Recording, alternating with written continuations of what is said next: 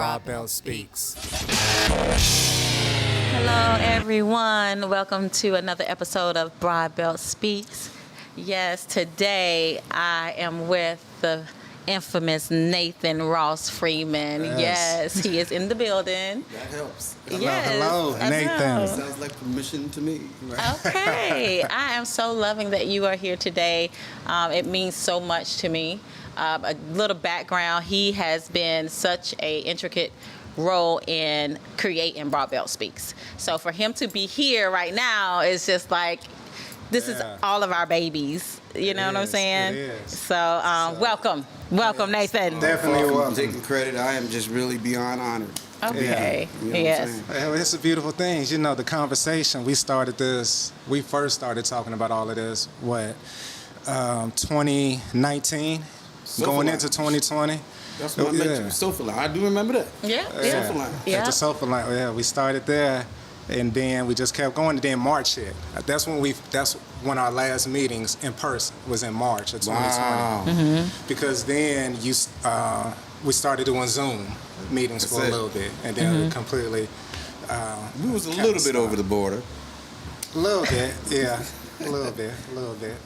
Well, I do want to introduce our engineer, Curtis. Thank you for letting us. Well-renowned, Kurt. Yes, Curtis. Yes, So, this is Flux Kurt Studios. Flux Studios, Flux Creative Studios. Yes, Yeah, and he and- has provided drinks for us today. Yes, So yeah. thank you. So everyone might be a little tipsy during this show. I only had one shot, so I'm That's fine. Kurt with a J. The J is silent. Absolutely. So I'm going to go ahead and jump right on in, and I always say that, and that's because I always do. I would like for you to kind of introduce to us all that you do, because it's so much, and I found out some new information about you the last time we met. I did not know that you was a author of a book that is you could purchase it on Amazon, The elders. in London, like everywhere that he forgot to tell me about. You know. You're doing so much. That's what it comes down to. But that's a good thing. Keeps you out of trouble. Yes, so just kind of tell us everything that you got your hands into. Script writer, Yes. filmmaker, creative writing, and spoken word educator. Okay. That encapsulates everything I do. Script writing, playwright at the heart, screenwriter at the pop. And so, I am the co-founder and artistic director of Authoring Action. And what we do is we work with teams who create original works for stage, screen, publication, and forums. And they only write to issues that are relevant and prevalent towards human development and change. I love it. And this is our 19th year. 19? 19th year. And we just basically created a space in Winston-Salem. Artery, ARTARIE, is a platform for nonprofits. It's a Netflix platform for nonprofits. Ah. And all of the triad areas, and you guys too need to think about this, can basically go in that space, get a channel, and just stream.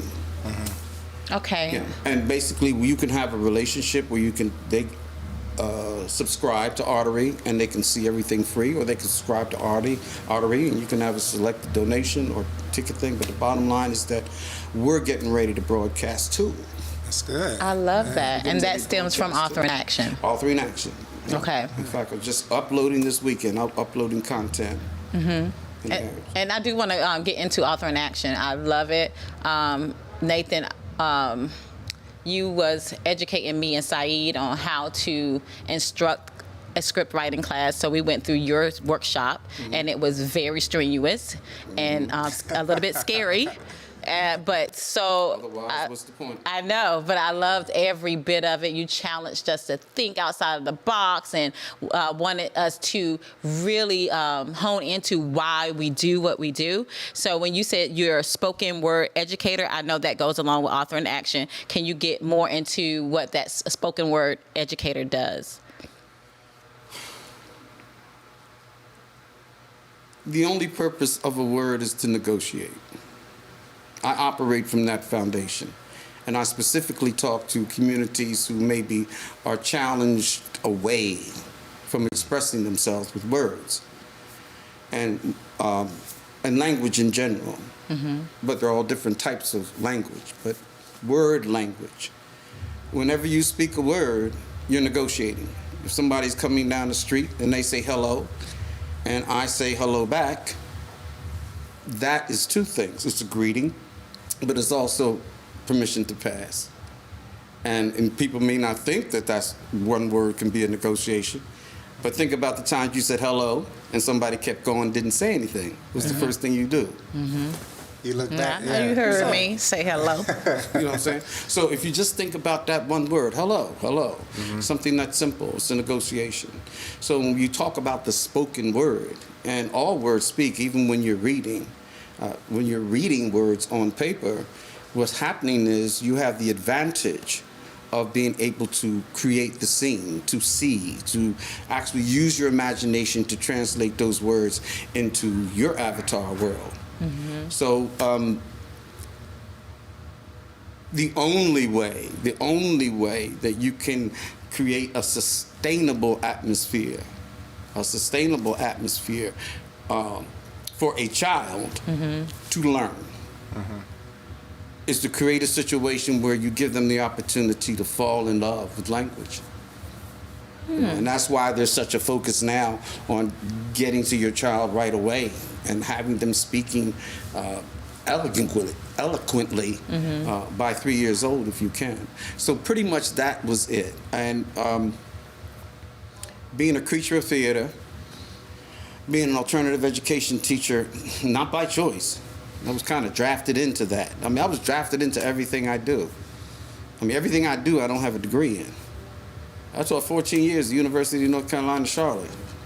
It was 2 years before they asked me. I came down as a guest lecturer. Yeah, well, let's not say that too loud. Let's keep that. It's fine. It's done and over with. Give me some more. Give me some more. 2 years before I said, oh, by the way, Mr. Freeman, we don't have your vitae on record. So I've had the benefit of being able to be drafted into my worlds. That's interesting. And when I graduated from college, there weren't a whole lot of jobs. You know, you're fresh out of college, there's a whole lot of jobs. And so they had a day when Philadelphia was going on strike every year, and everybody was getting tired of that. So what the city decided to do was create what we now today, along with a lot of other cities, alternative education, which gave them an opportunity to hire teachers to work with students outside of the Board of Education so you wouldn't be crossing the line on strikes. And that was like vicious. I mean, you think the Teamsters or something. Cross the line when teachers are on strike and see what happens. And so we're all lined up like we're in the Social Security building and looking for Social Security, and there's a whole bunch of us in there. And they said, if you have a degree, meet here, boom. And so I was in the line. When my line came up, they said, what is your degree in? I said, political science with an emphasis on political psychology. Okay, you'll be teaching reading at Tioga Youth Community Center. Next. Just like that. That's it. And that's how it happened. That's how everything happened. I like that. Because when I was teaching reading at the Tioga Youth Community Center, I said, now what is a good way that I can basically increase vocabulary, deal with behavioral modification, and at the same time deal with behavioral modification and deal with kids that are transient, because I'm not getting the same class every day. And I remember that one of my classes was 5 teen young ladies who were pregnant. And that's one of the classes I had to teach. And so I said, now how can I do this? And I said, man, you know what? I'm going to go out and see if I can find a play.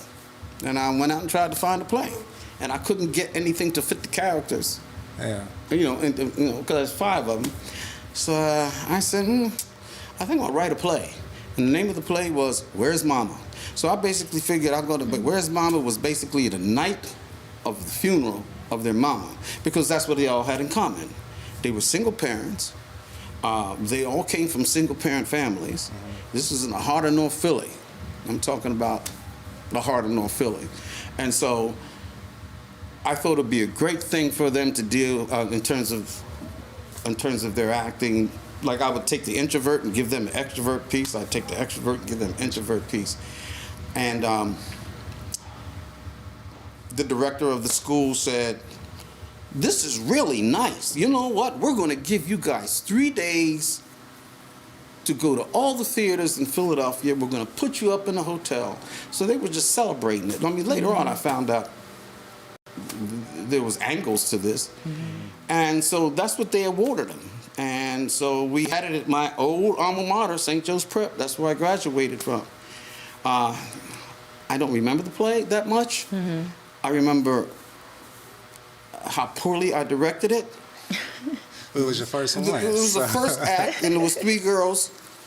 It was 4 girls. It was 3 girls on the sofa, and there was 1 girl over here.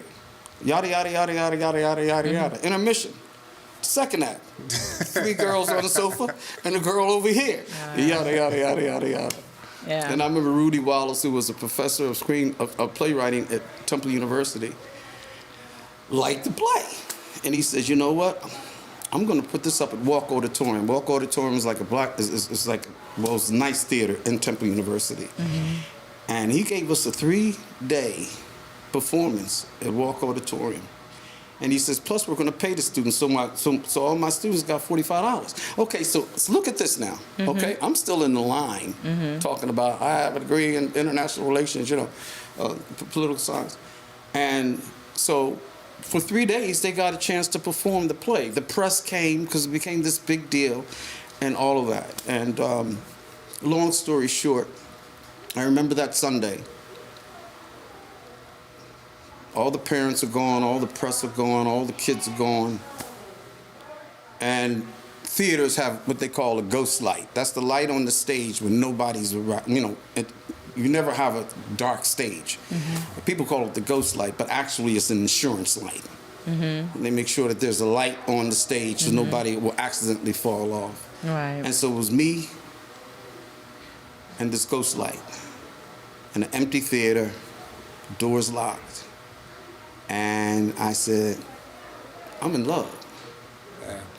That was the moment that I knew whatever I do for the rest of my life is going to be with spoken word, where words are taken from the page and spoken.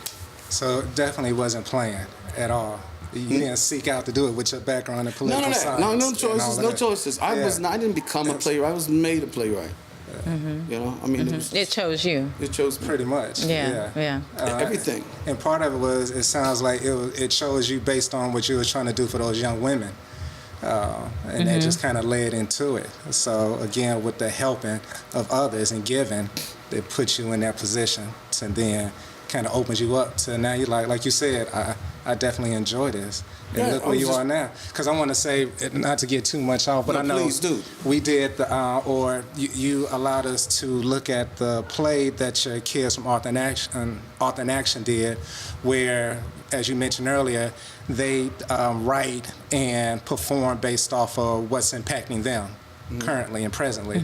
And they did it based off of the pandemic and being at home and doing homeschooling and not being able to go out and all of that. And it was amazing how they did it with the transitioning in and out from each scene, but then looking at how young they were and to be so committed to it. So you could tell the work, that you're putting in with that.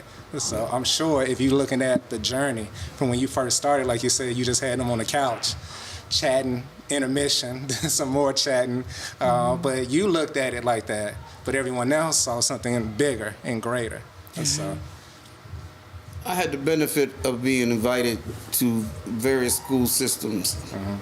And I remember one time in New Jersey, they had a Artist Teachers Institute. These are teachers who are going to get their master's in some area of the arts. So they invited artists from around the country, some of them, and they would basically have an artist who was just going to teach jazz and somebody else was going to basically teach some kind of performance art as it related to performance and or music. Okay. And I was chosen to basically do theater. And it was in New Jersey, and two of the teachers there were from Newark school system. And Long story short, they wrote their pieces. I took them out because I think that was the first burgeoning of what came to be the authoring action process. And I remember two of the teachers afterwards to say, would you be willing to come to Newark? We can find the money. We have the money. Yeah, we have the money. We have the money. You want to come? Would you come out and come to New York? To Newark? Mm-hmm. I said, sure. You know, and they said, well, we can pay you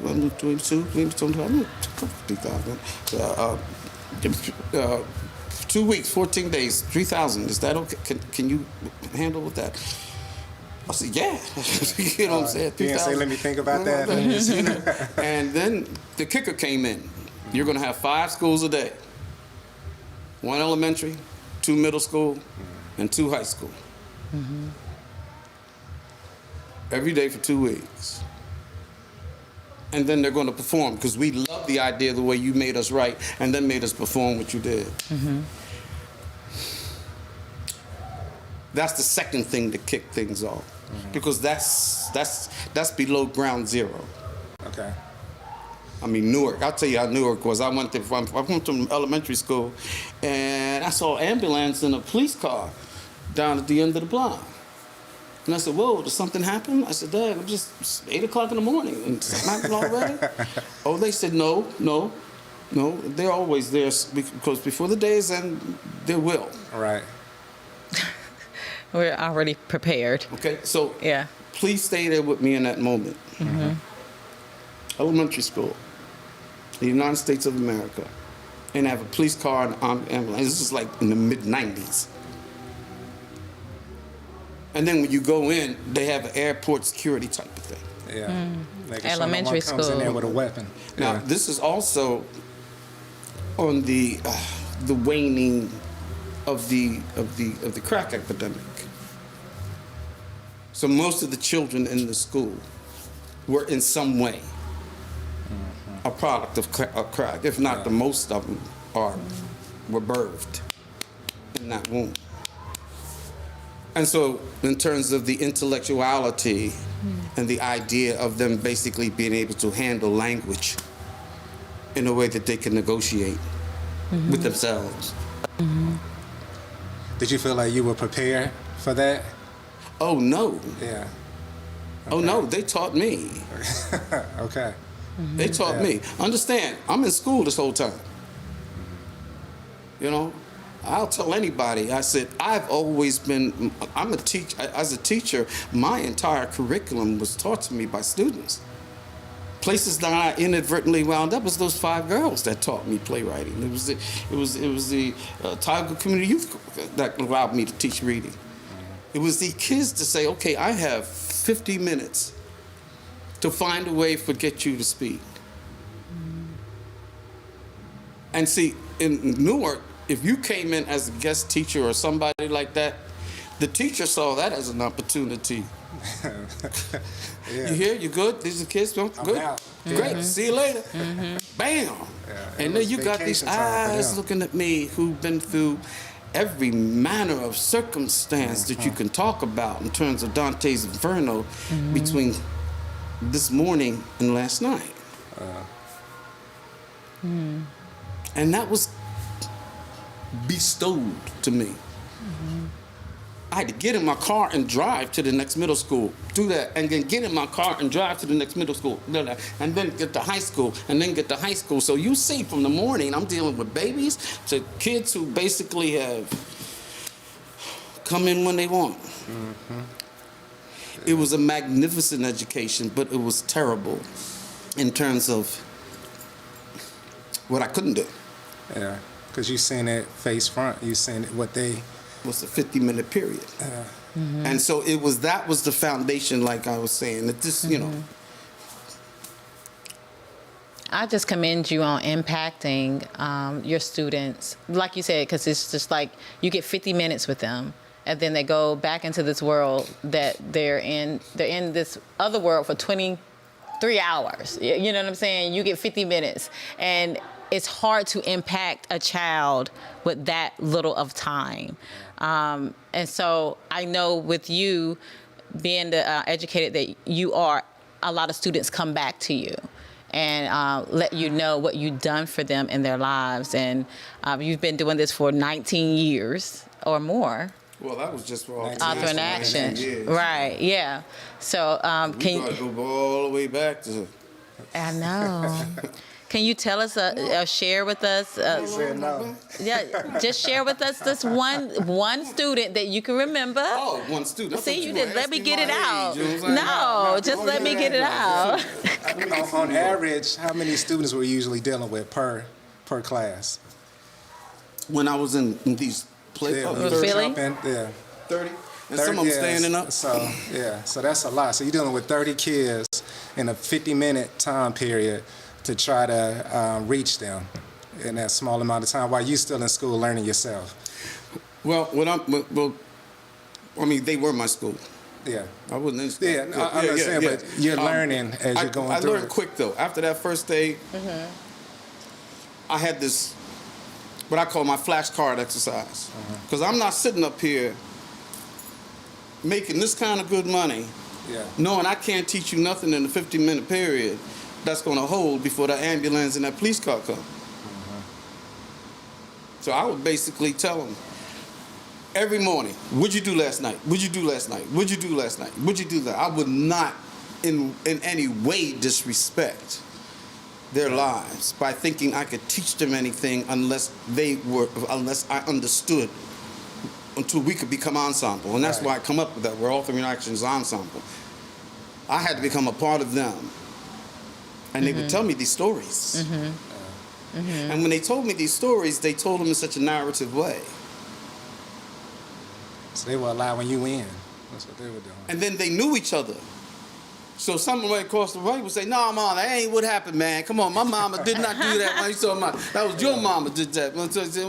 Yeah, but my cousin, you know what I'm saying? And by the way, while we at it right now, you better watch out. Because my cousin, I mean, it was like that. Become part of that community. And then I would do the writing exercise. I said, come on, we got 20 minutes. Yeah. But you had them engaged at that point. I say, pick up where you left off. And write. And right. And then you started dissecting. Wait, before we get into how you dissect the writings, share with us a student that came back and shared with you how you impact their Nicole lives. Little. Nicole Okay. Little. Right We're there. in Winston-Salem. That was way back up. We have every year we have an ensemble. So we have Home in the Hood, Walking on Water, Day by Day, Rhapsody. We have a whole every summer we have, like this past summer was Emanate because we wanted to play on the fact of coming out of COVID. Nicole Little, she's a 12-year-old. At that particular time, she lived in Boston, which was a Section 8 community in Winston-Salem. Feisty, bragged about her anger, loved to fight. And sometimes she couldn't help it. She just started, I mean, when she started breathing like that, I said, everybody out, everybody out, everybody out. I said, Nicole, breathing. Come on, y'all, go, go, go, go. And she would sit in that room, and I'd be in that room. And I ain't gonna lie to you, I'd be on the other side of that room. Yeah. And we just sit there. We sit there. Sit there. Until she... And then I would ask her a question. What do you want? And she would write off all the different things on the lines, and then she started getting up and pacing like a lion in a cage. Anyway, we went through that several times in terms of her anger. And fast forward, quick. She's a lawyer now. Look at that. Yeah. In Winston-Salem. Wow. Celebrated by the Women's Club. Wow. You know, one of the leaders of the Black Lives Matter movement. She works one of them defense. She's a defense lawyer for one of them blank firms. You know what I'm saying? Yeah. But she's had to give a lot of talks, and every one of her talks, first thing she talked about was Author in Action. Is my bed. That's where I get up, and that's the term she was used. Okay. And she said, it took me a while, but all the times that I had to be alone with Mr. Nathan in that room, he never, ever, ever, ever asked me not to be angry.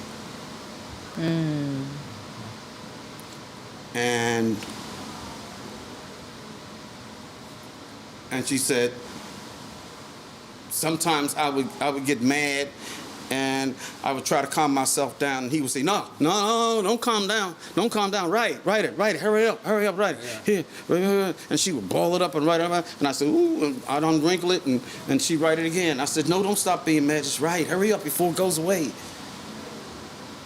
Hurry up before you start feeling good. And that's the exercise I have for her, and she always uses that story in her talks. And she says, and that's what made me a lawyer. I learned how to not to lose my anger, not to dampen my spirit, but do that. Now, I'm not boasting that. Because again, it didn't come from me. It wasn't some wisdom that I imparted upon her. I didn't have the experience that these teens had with life itself. I hadn't seen as much things that they have that they can't unsee. So I had to learn as I went along. And we had to say, how can I construct a creative writing process where even though we're all in here together, everybody has a separate lesson plan? And so every time I hear her tell that story, it just puts me in my place. And gives me some infatuation what I do instead of the frustration. I can't burn out. You hear teachers talking about they burn out, they get burned out. I can't burn out. I can't burn out because I've been so fed, it'll be years before I'm able to digest Everything you've been fed. all the things that all the auras I have seen. Because when I look back to that, I'm saying, dang, man, imagine I was the one alone in that room. You know, it's like, you know, the celebrities in a way, you know. When I think about Newark, you know, and I see my boy, what's the senator? Because that's his turf. Yeah, I know you're talking about. Yeah. I say, man, who gets to do this? Who gets to do this? Who gets to have a calling? Right. I never had a chance to be ambitious. I never had a chance to decide what I wanted to create. I never had a chance. I went to some good schools now. I went to St. Joe's Prep and St. Joe's University. There's no lie. But I never had a chance. Right. So I'm still becoming. Yeah, I was just gonna say, I like that the fact that you was open to not allow your experiences to push against hers or any other students. Meaning, you know, you left that door open for them to be who they were and gave appreciation to that, because probably a lot of them wasn't receiving that anywhere else. They constantly was fighting that battle. Then they coming in there, and like you were saying, you hadn't seen some of the things they seen, but you didn't let or allow that to stop you from allowing things to expand and grow and build into what she experienced and took out of that. And I'm sure more others, you know, were able to take away from that just as well. Yeah, and what you're saying is very important. Because the first thing I gotta say is this ain't coming in. I didn't come in on the good foot. Yeah. I have 5 kids by 3 mothers. One of the first things I do when I come in the room, first of all, it's very seldom you see a black man in front of a class. Especially when I used to go to schools. And it would be quiet at first. And all the brothers would go like this. I was that father that didn't come home. And I said, I've been there. Yeah. I said, I've been every one of the fathers that you had. The one that was so present that the mother said the first time I ever felt family. And the other one, who like before the marriage could go cold, I was with somebody else. Yeah. I said, and I used to go and live with that. I was in gangs when I was 14 while I was going to a prep school.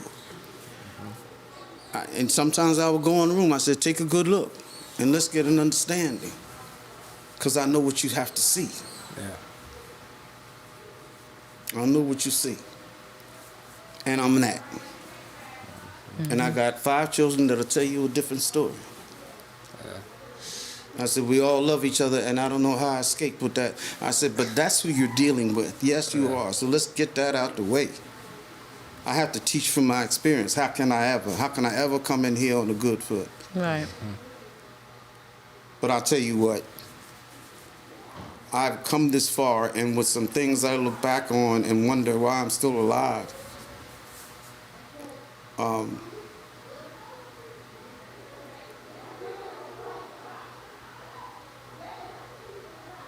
If I could die being a good man, That's the goal. if I could do that, if I could die and each one of my children, every one of them, no matter how mad or whatever situation, say, all right, Dad, yeah, I love you, all right, bye. If I could do that. If I can have the mothers of my children, despite our relationship, on Facebook say, happy birthday, and some other something. Some side of my, you know what I'm saying? I feel you. Yeah. If I could give back to the earth what the earth gave me, and not just in forgiveness, and I had to deal with guilt. I had to throw that away a long time ago. Right. I've been crushed by it. But man, if the earth can hold me, after all I've seen and all I've seen and seen people unsee, and I have a good life, you know, and everything else is like really bullshit, Right. you know. I do not have a degree in my field. I don't have a degree in theater, never been to a theater class. I don't have a degree in film, never been to a film class. I don't have a degree in education, taught 14 years in college. I do not have a degree in anything I do. I can't find my degree. You know, people have on, well, I can't find it. I think it was in the house before my parents' house before it burned down. I don't have a credential. Yeah. Every student, every time I work, you're my credential. You know what I'm saying? And it's great. And it's Because awesome. when I go home, I'm only given permission to live with myself. Right. You know, there's no blueprint to it all. So, not trying to create a standard for yourself and just going through life and identifying those things that you need to improve on as you continue to navigate this world. You know, that's just part of it in my mind. You know, we've talked about it on other shows. But, you know, the way I look at it is there's you know, a few quotes, but one is where they talk about, you know, mistakes are just part of the process. So, and I'm paraphrasing with this, but, you know, going through life, you're going to make mistakes. And that's just part of it. But you're not inventing the wheel with it. What you've done is, you know, someone else has gone through it. And it's, you know, me and SpeaX talked about it. And I like, too, is there's no comparison there of what you've gone through compared to what someone else gone through. Because when you start comparing, then you're pulling away from that appreciation of what someone has gone through in that moment. And I'm one where I'm never trying to compare. You know, we're not weighing who suffered the most here. You know, it's just about, all right, did you make it through it? Okay, I'm on the other side with you. You know, let's continue moving forward with this and not just sitting there dwelling on that, because that'll keep you stagnant or, you know, regressing, however you want to look at it. I'm always wanting to move forward with it and not sit in that stain of pain and misery and all the struggles and all of that. But that's not doing anybody any good. Yeah, and I think that's how you teach. I think you allow the students. Well, for me, when you was teaching me in the workshop, you allowed me to honor my emotions and honor my feelings, and not dismiss how I was feeling. Like, you wanted to go and tap into it. You know what I'm saying? You would say, well, why do you feel that way? Well, and then I would say something like, because I felt like they done me wrong. Well, why you feel like they done you wrong? What did they really do to do? And so I was just like, oh my God, okay, like I gotta get down to the root cause of it. And so when you get down to the root cause of it, you could kind of, you realize it happened. I made it through. I can release this. I don't have to take it with me. Yes, it was painful when I went through it. But now what? I made it through. And so I think a lot of the students, when they graduate from your class, if they had the same experience I had within that 8-hour workshop day, I think they leave with understanding that life is conflict. But at the same time, you have the conflict and you will overcome it. And if you're still alive after the conflict, it happened. Move it on, moving forward. And so a lot of, when I was hearing some of your students, when we was watching the virtual, and they was talking about COVID and, you know, how they was speaking about their experience and singing and, you know, getting it out, I felt like it was left there. You gave them an opportunity to leave it there and not harbor those feelings and emotions with them, and then it decides to take over their life when they're adults. You know, when you just have that baggage with you, and then you're an adult with all this shit from your childhood that you could have left all the way back there. I think your program gives them an opportunity to leave that shit there instead of taking it with them to the future. That's what your workshop taught me. So I learned a lot from that workshop and that day, and I'm sure all your kids, when they come back, they give kind of like the same story about that. But I do want to go into, how did you come up with that formula? Well, one of the real secret ingredients, and my New York student, my Newark. My Newark student. Newark, New Jersey. I had to lower my octave to get my thing right. It's all right. You got it, though. You got it. My Newark You got it. students, taught me. I think about the third day, because I maybe give them suggestions or maybe give them. The third day, I say, I'm not going to give them a word. I'm going to learn how to teach writing and language. Okay. Well, I'm not allowed to give you a word. I did not give you a word in all the exercises that you had. You ever remember me giving you a word? And see, that's probably why you remember me having so many questions. So in our creative writing process, in the 19 years of all the students we've had, 600 to 800 students that have passed through our doors, not one of them, and it was against the law. Don't let Mr. Nathan ever find out somebody gave you a word. In fact, if somebody else suggested a word, I said, they just took that word away from you. And if I get impatient with you, I said, I'm going to start saying some words. And then every word I use, you can't use. You know? And so what's happening is that I wish I could tell you the impact that has. How can you teach me? Because that's how babies learn. Babies, you don't walk up to babies. They don't even start doing the alphabet until they're 4 years old. But they're talking. Because it's ownership. And listening to create a situation where the student is willing and wants to listen. So they have to listen to each other to give each other words. Somebody say, well, how do you say this? I don't have words for this. I don't have the word for this. I said, I wish I could help you. I said, but let's talk about it. And they'll start. I say, well, what? And I would say, so what are you feeling? Well, it's like this and this. About. Write that word down. And they'll say this. So that's one part of the process. The other part of the process is one of my favorite courses in college was physiological psychology. Study of how the brain works physiologically. Right. She know why I'm looking at it, because she runs deep in that. Right. Physiological psychology. How does the brain work? Even when I teach acting, how can I get you to be able to do this role? How can I get you to die without pretending to die? That was your thing. Don't I would say, pretend. give me a death scene. No, you got to die. It doesn't mean necessarily stop breathing. You got to die. Yeah. I say, I got to believe you're dead. Now, how can you get the brain to not pretend to do something? And every time in school, that's all you're doing is pretending, because they are after a grade. They're after a grade which is unachievable. You know, it's an illusion. The whole idea of like, well, you got an A. So what I wanted to do was construct a process where they had to use strategy and tactics.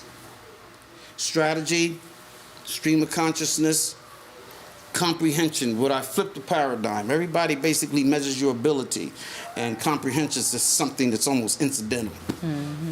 In my creative writing process, when I teach language, I teach comprehension.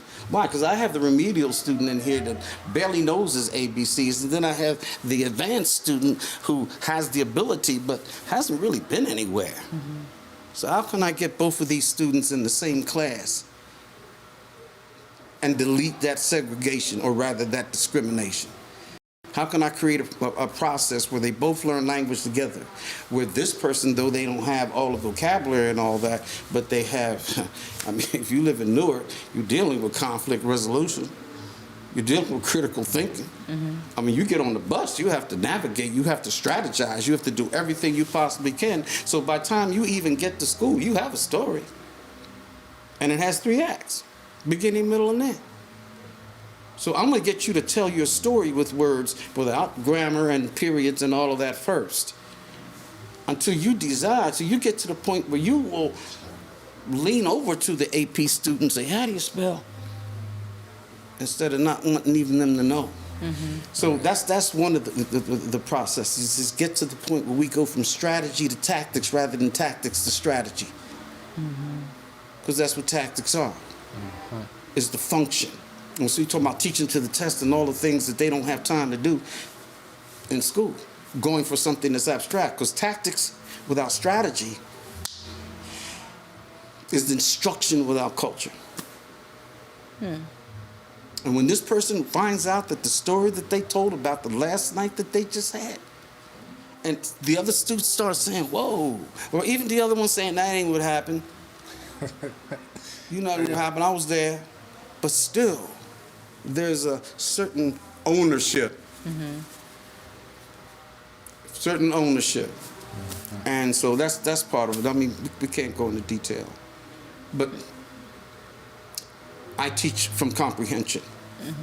And we become more able and tactical along the way. And has the formula been a cure? How did you know that?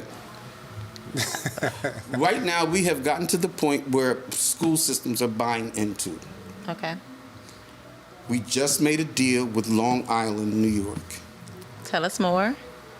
52 school districts, not 52 schools. Yeah, but 52 districts. school districts have asked All Three in Action to come up and teach our process to their staff. And we also have Sacramento, California, a juvenile detention facility. They like our Just Us program, which is writing monologues, converting them, and then filming, where they have a graduation at a theater, which is an Aperture. And we're right in the middle of our spring class now.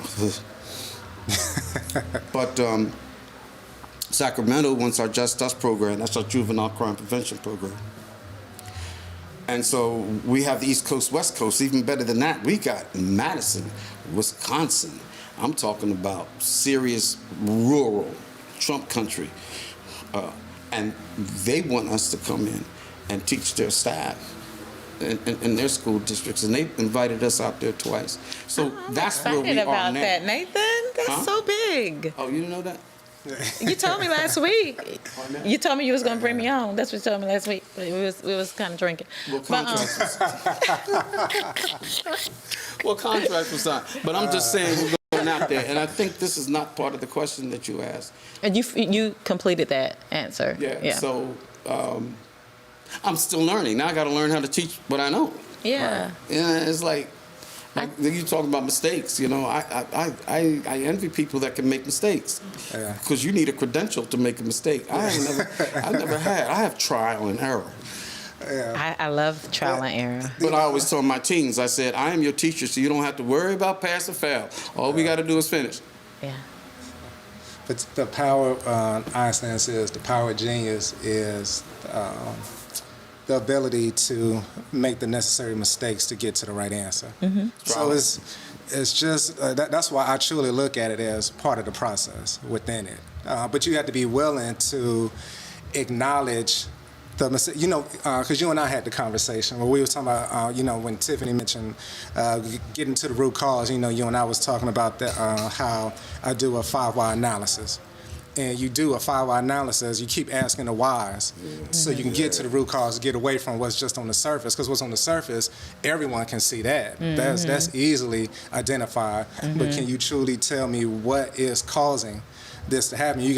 But you have to be honest. Teach. With yourself and ask those questions, and are you willing to do that? Because part of that is peeling back the layers and acknowledging who you are as an individual. Yes. And a lot of people are not willing to do that because it can be scary to know, like, this is who I am. Yeah. Like, and what do you do with that? And then, like, this is who I am, and how do I change this? Because the brain is so powerful. It's like it builds up this whole personality or persona, which is a mask of just to get you through, but it builds up this person to help you navigate throughout the world that we're in, or to navigate from hurt. And so you're used to this pattern. So when you find out you don't like it or you want to change it, you are fighting against what is the personality, this entity that's within you. It's hard to make it shut up or not be or change that particular way, that bad habit. So the first thing we do when we shut down our kids, the first thing we do is we get rid of the question why. okay. Because that's something a child will never stop asking. why? Until you get to, because I said so. Why? Why? Because I said so. Stop asking me why. Just do it. We don't even realize what we do there. The what, where, when, and how, we will drill it. Why, but the why? I'm interested in, like, if you take that why away, it's just like, where do you go when you take away the why? And then what the work that you do, that's where you start. That's where they bring you in. That's where we start. They say, oh, here he come. Now we got to figure out why we did this, why we did that. Oh, here come Broadbelt. Why they give him that name? Why it gotta sound like that? My daddy used to whip me with a Broadbelt. He ain't picked no switch. He ain't sent me out to pick no switch. I got a switch. Ain't nobody sent me out to pick no switch. They were out in their closet going like this. Getting that belt. Yeah, you did that. You gonna get that. The Broadbelt, though, it don't hurt that much. It's the little ones. Because I know when we first started having conversations with you, well, for me, when you and I first met, I remember that first day, it was the sofa lounge, and we was in there and we were talking, and it was called just, Antique Sofa.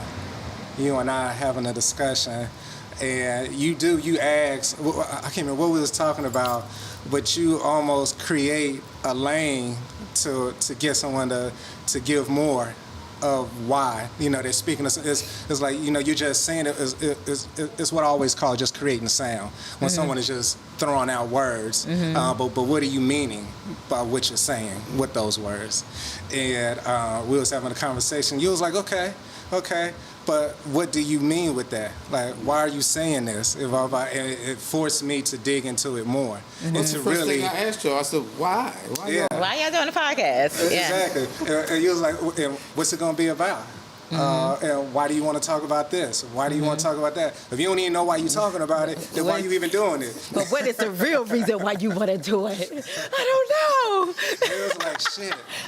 It's something to think Let me about. Think about it. I think I know, but let me make Maybe sure. we don't. Because it's one thing to have an idea. It's another thing to actually operate and make that idea into something tangible. You know, it's something that can be touched and grabbed, and something that people can say, "Oh, this is what you're doing. This is why you know it. This is what you're getting out of doing it.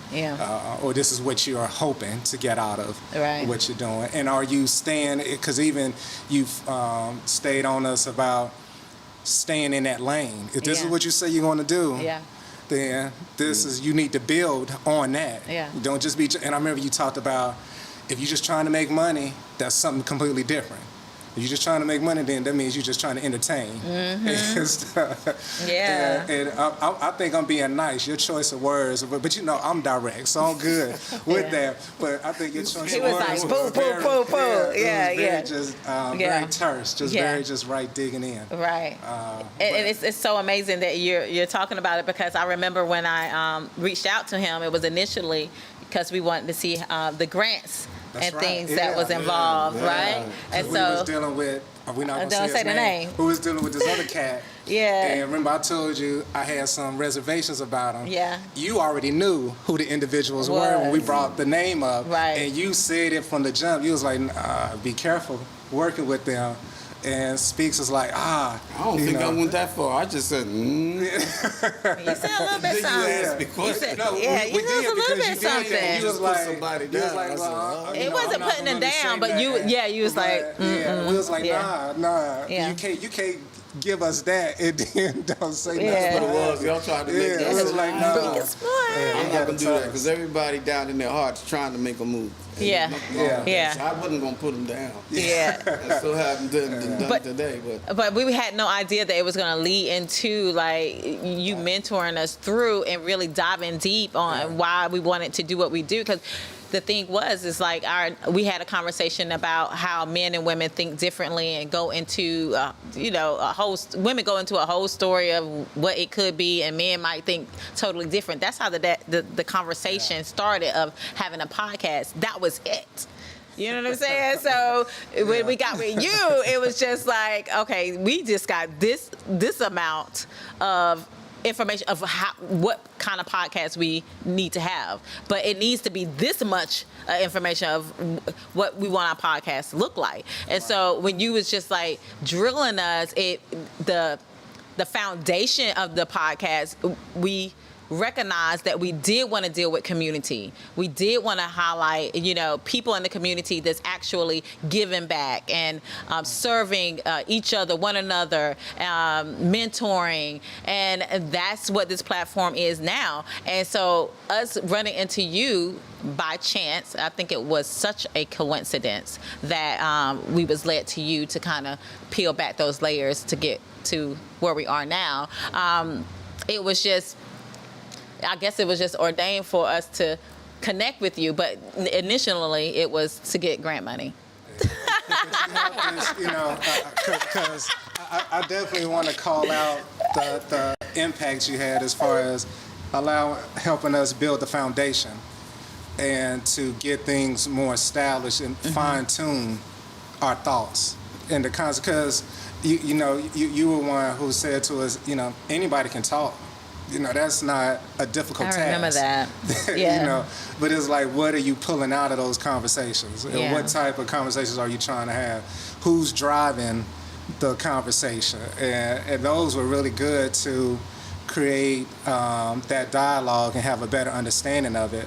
Because it's been growth for us. That's why we were so excited when we could finally get you on the show, because we was trying to get last year, but that was so difficult with everything going on.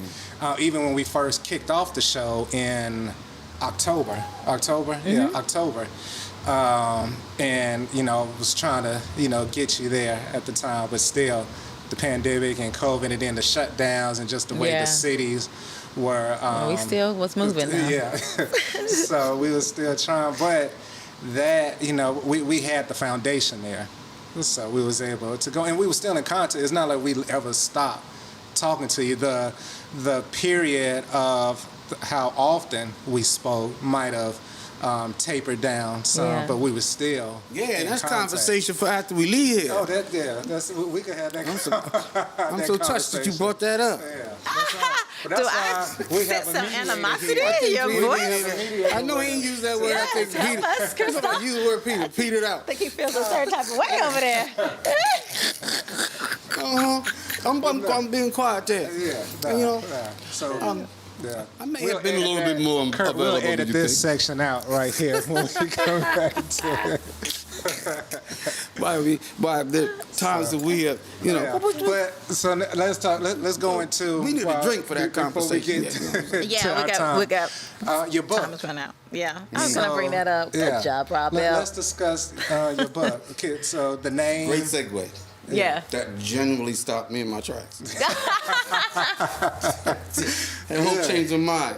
I got to suddenly.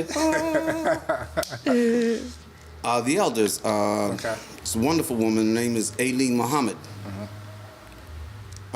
We're the same age. In fact, her birthday is March 10th and mine is March 17th. And she swears that one of our parents had us. She think I'm a brother like that, you know, like. I said, wait a minute, now, what are you trying to say about my mom? Look now. I don't care. The bottom line is, we just, you know. She's a wonderful and very powerful and deep woman. And guess how I met her? I was invited to Salem College, all women's college, to be the guest writer for, I think, 2010, or 2009, 2010. And that's quite an honor. Yeah. To be a guest writer at Salem College, because I mean it's the whole year, Okay. and it's a huge contract. Because not only you basically the guest writer, but then you pretty much in charge of the writing atmosphere of the campus. Like if somebody comes to speak, you meet them at the president's house and you have dinner. And you know. So I was in charge of all of the events around writing. Okay. Yeah. And then plus they made me, because I was originally going there to teach a master's class in screenwriting. And they said, well, we need you to teach some more courses. You know, and because of our observation of things that you do around the community, could you please teach the courses in the beginning, poetry, intermediate poetry, and creative writing? Was saying it with a smile, too. Yeah, with a smile, too. While they're writing, you know. So I teach 4 courses. Again, here we go again. You know, I never taught a course in beginning poetry. I mean, of course, you know, I boasted authoring actions, basically, pretty much it's a step above that. Yeah. But, and so she was in my screenwriting class and my screenwriting class and my beginning and intermediate.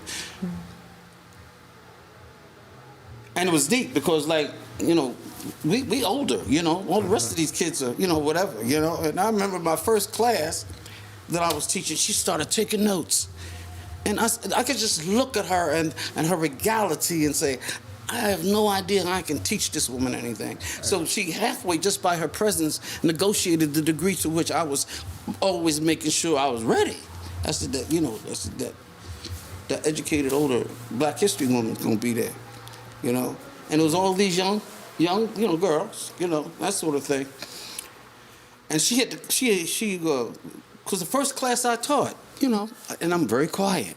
I'm not all 3 in action. I ain't like that, you know. I'm very quiet. Really? And said, we're going to do this, and we're going to do this, and we're going to do this. And then I basically took them through one little exercise. I said, do. And when one of the students started running out crying.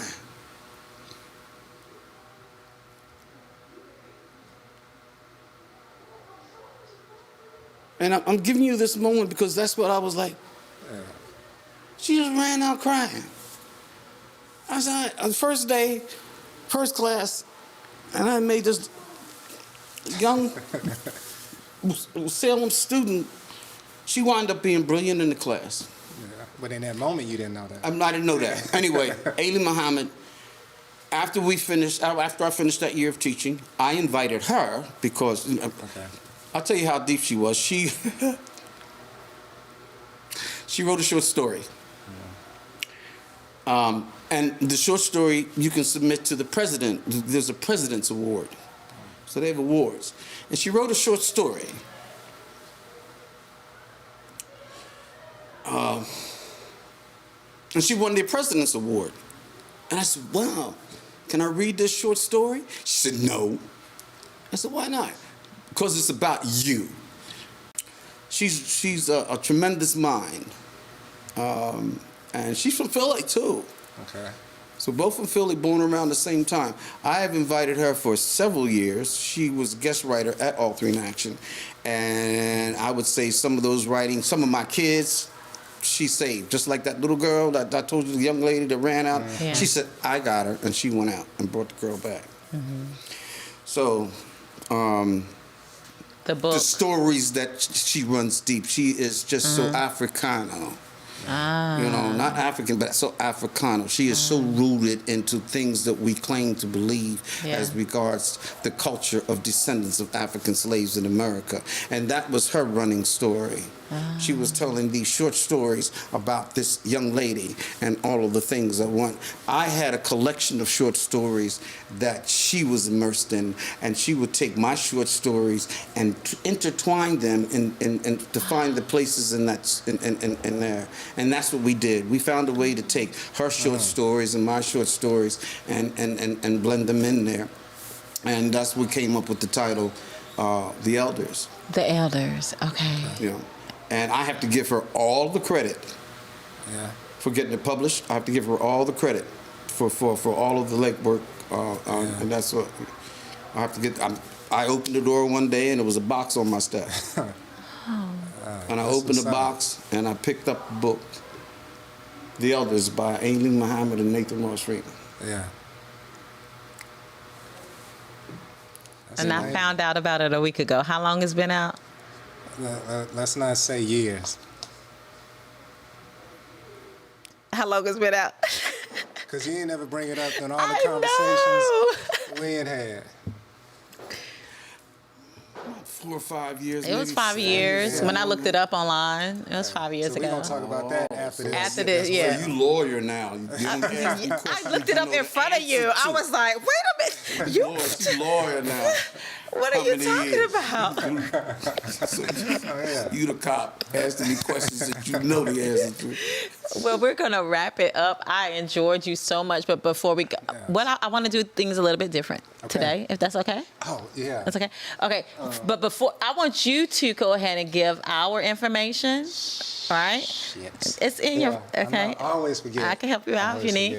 forget. And then if you can give us your contact information, how, everyone listening, if they want to follow you on Facebook, Author in Action, I want you to give that information. And then I will. I'm not finished. You got more? You got more? We'll bring you back. I'm not finished. We'll bring you back. Because we have to talk about the musician.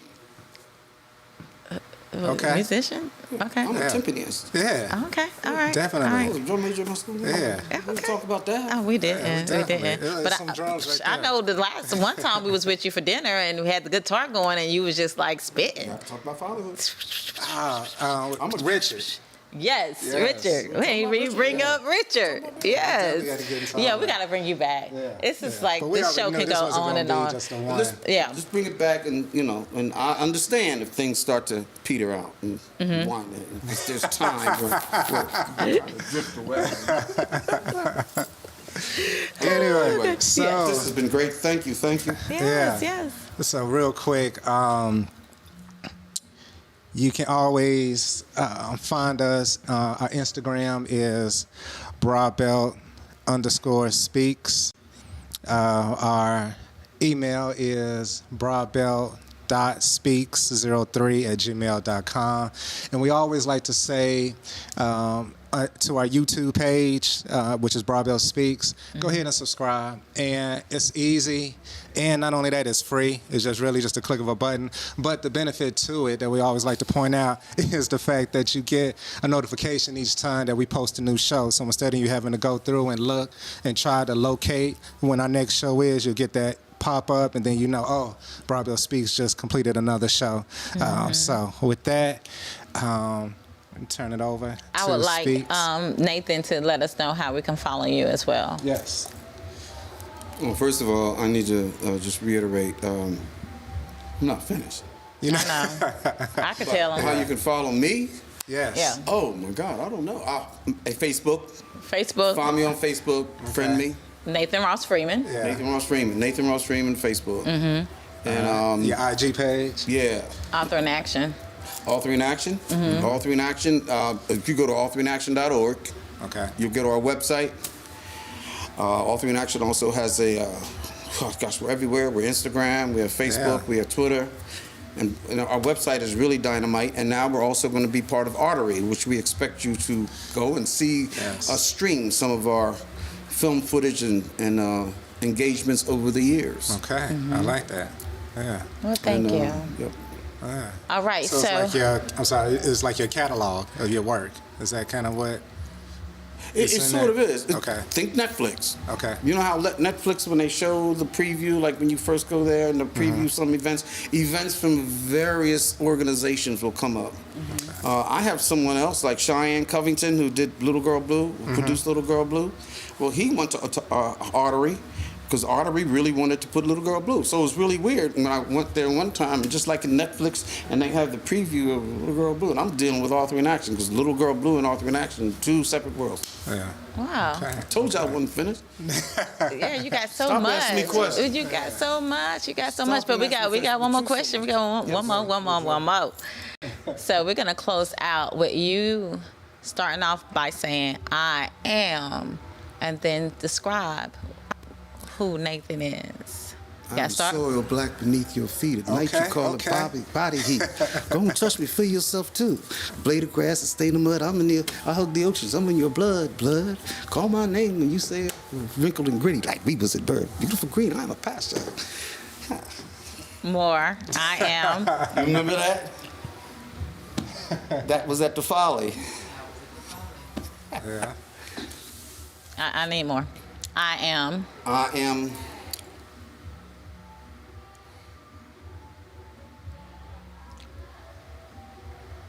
I am mortal.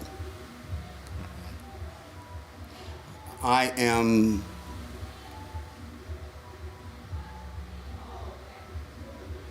becoming. I am longing.